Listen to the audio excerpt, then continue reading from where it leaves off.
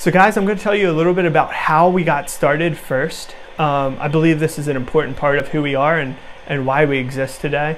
And I'm going to tell it from my perspective, although my mom, Gina Della, was the founder of TheraFit Rehab. I'd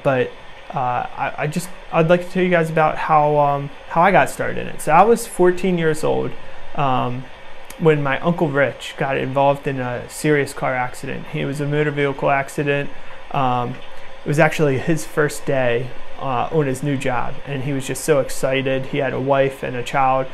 His son was 3 months old, and his son was also born with CP, Christopher.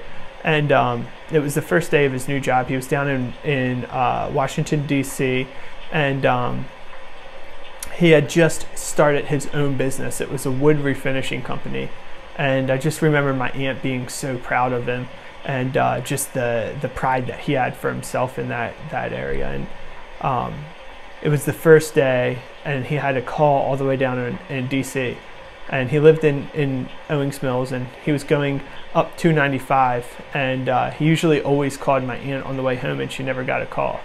And she knew that something was wrong, but she didn't know what had happened, and she tried to call him a few times and no answer. And later that night there was a knock at her door, and two officers had told her that she had that my uncle had been involved in a really bad car accident, and they had suffered major head trauma, and that he was down in DC. So they wouldn't tell her any more information than that, just that it was a really bad car accident. So I just remember going over to my aunt's house and being there, and sitting there with my grandmother, and while or not my grandmother, but a friend of my aunt's, and while my mom and my grandmother and my aunts and my other uncles, they all went down to DC to visit my uncle.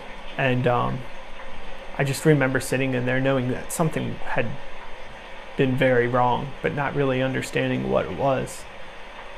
And I guess it was probably a couple of days later, I had actually gotten to see him, and it was because his injury was so bad, so much swelling on his brain, and they just didn't know if he was going to make it. So they're actually letting us in to say our goodbyes to him. And there was this, I just remember this tension between all of my aunts, my uncles, and my grandmother, just trying to figure out what to do, what was the right thing to do. And they were talking about pulling the plug, and I didn't really understand what it meant. But I knew that if we took him off, he would pass away, and if we kept him on, he would still be with us.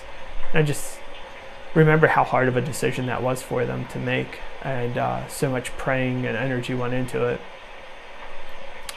And they decided not to pull the plug. They talked with a lot of doctors, and they just decided to keep him alive. And he spent a year inpatient, and it was just a very slow road. Went from Ranchos 1 to Ranchos 2 to Ranchos 3, and then he was staying about a 3 or 4, and he was just staying there. He was just consistently in a close to a comatose vegetative state. And I remember them sending him to a nursing home, and that was just like the final straw for him. He started curling into a fetal position, and his arms became contracted, and his legs just got really tight. And it was at that point they knew that they had to do something. So my aunt decided to sell her house and to get an apartment across the street from mine, from where I was living at the time with my mom. And we just started taking care of them and just trying to help them out as much as possible.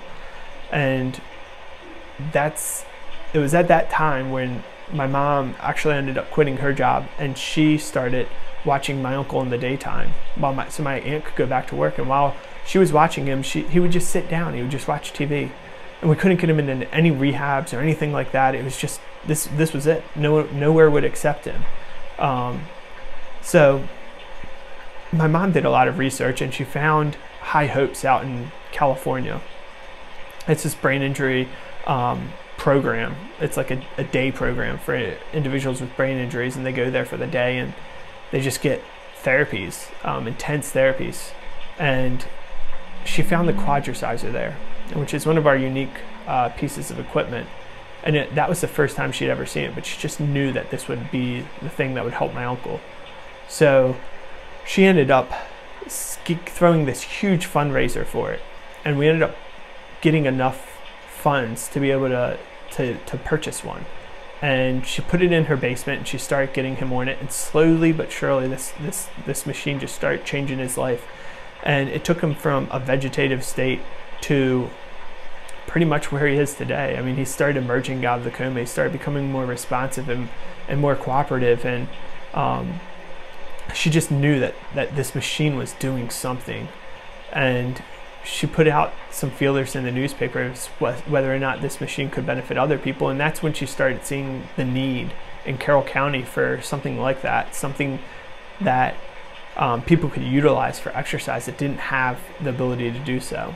So that was really the start of TheraFit. She started a nonprofit called TheraFit Gym for the Disabled Incorporated out of the 500 square feet in her basement. And I pretty much started working with her straight away. I just remember helping people getting on and off of the Quadriciser. Back then it wasn't 501c3, so it was a nonprofit. And I just remember trying to get funds to help the people get on this stuff, because a lot of people just didn't have the income that was necessary to be able to afford it. So, and I just remember building something with my mom. It was just so much fun. And long story short, it's just been a progressive thing from there. I mean, it started in 500 square feet of a basement. Then we moved into our first location in 2012 in Westminster, and it was 2,000 square feet. And we had to do a whole lot of stuff to get it even to operate. And it was just a slow but steady progression to where we are today. And we believe that progression, that TheraFit is built on a foundation that just cares passionately for the people that come here. It's because they're all in that situation. They're all feeling hopeless and stuck, and they don't know where to go. And we provide them a place where they can come and be a part of something great. And I believe that's why our patients see so much progress. It's because we're passionate about what we do. We have attitudes that just portray acceptance and happiness, and it's just a place to come and get better. And I really believe that's what we're trying to create here. And it shows from the moment you walk in our doors, where the staff greet you with a friendly smile, and the therapists are always asking you about your personal life and your vacation and what you ate last night and your dogs or your cats. And I just truly believe that's why we are where we are today. It's that firm foundation that we laid, that we've built this upon, and that we keep ingrained into our community and into our culture, you know. So that's how we got started, and I'm really excited to talk to you guys about some of the inner workings of TheraFit, and how we keep that kind of a foundation ingrained with TheraFit through the systems that we've created in each aspect of the business.